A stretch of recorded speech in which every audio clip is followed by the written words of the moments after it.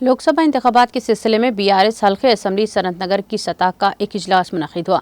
इजलास में साबिक़ वज़ीर दाखिला व बीआरएस रुकने क़ानूनसाज़ कौंसिल मोहम्मद महमूद अली, बीआरएस रुकने क़ानूनसाज़ कौंसिल प्रभाकर, सिकंदराबाद हल्के पार्लिमान के बीआरएस उम्मीदवार टी पद्माराव गौड़, साबिक़ वज़ीर व रुकने असम्बली सनतनगर टी श्रीनिवास यादव के अलावा दीगर मुकामी बीआरएस कायदीन और कारकुनों की कसी तादाद ने शिरकत की। इस मौके पर सिकंदराबाद लोकसभा हल्के में होने वाले पार्लिमानी इंतखाबात के सिलसिले में पार्टी की तैयारियों का जायजा लिया गया। इस मौके पर मुनाकिदा इजलास से खिताब करते हुए बीआरएस कायदीन और कारकुनों पर जोर दिया गया कि वो लोकसभा इंतखाबात में हल्के पार्लिमान सिकंदराबाद से बीआरएस उम्मीदवार टी पद्माराव गौड़ की कामयाबी के लिए कमर बस्ता हो जाएं। केसीआर साहब ने कहा, जिसके साथ खुदा होता है, भगवान होता है, अल्लाह ताला होता है, जो वायदा करते हैं गरीबों के लिए उसे पूरा करता है, उसको मदद करता है। वो कॉन्फिडेंस रखने वाले लीडर केसीआर साहब है। इसलिए मेरे भाइयों बहनों से कहना चाहता हूँ, पद्मन्ना कैसे अर्पी लफ्ज है, सिकंदराबाद में घर घर नारा क्या नारा है, पद्माराव हमारा है। बच्चे से लेकर बड़े तक खुशियां हर जगह जहां पर भी हम जा रहे हैं, लोग पद्माराव साहब के बारे में कह रहे हैं। इतना अच्छा लीडर सदियों में पैदा होता है जो और से प्यार से मोहब्बत से काम करता है। तो इसलिए मेरे भाइयों बहनों, हमारा फर्ज बनता है, ये बीजेपी हमारे साथ कुछ नहीं किए। किशन रेड्डी कभी भी आपके सनतनगर में एक पैसा लगा के मैं तलाशानी अल्लाह से पूछना चाहता हूँ, एक पैसा भी लगाकर खर्चा नहीं किए। उन्होंने मिनिस्टर बन के भी हमारे तेलंगाना के लिए, हैदराबाद के लिए कुछ काम नहीं किए। खाली बस मीटिंग करते थे, कहीं पूजा हो तो आ जाते थे, मगर बजट लाकर ₹1 भी नहीं खर्चा किया गया।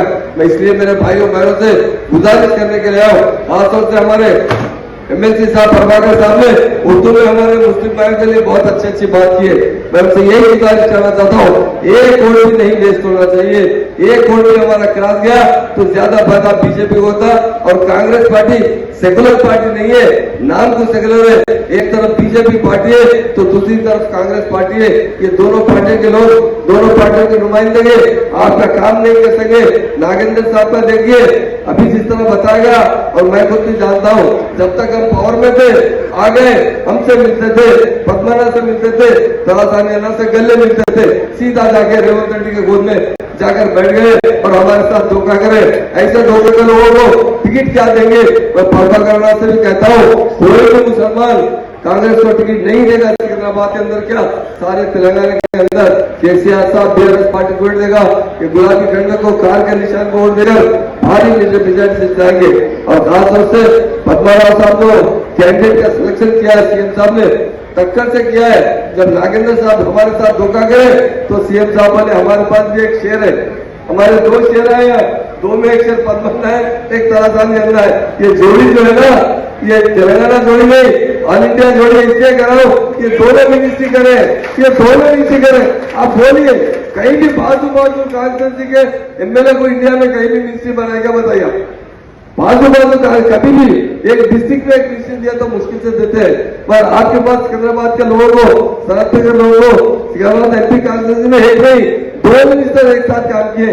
पद्मना को बाद में भी डिप्टी स्पीकर दिए।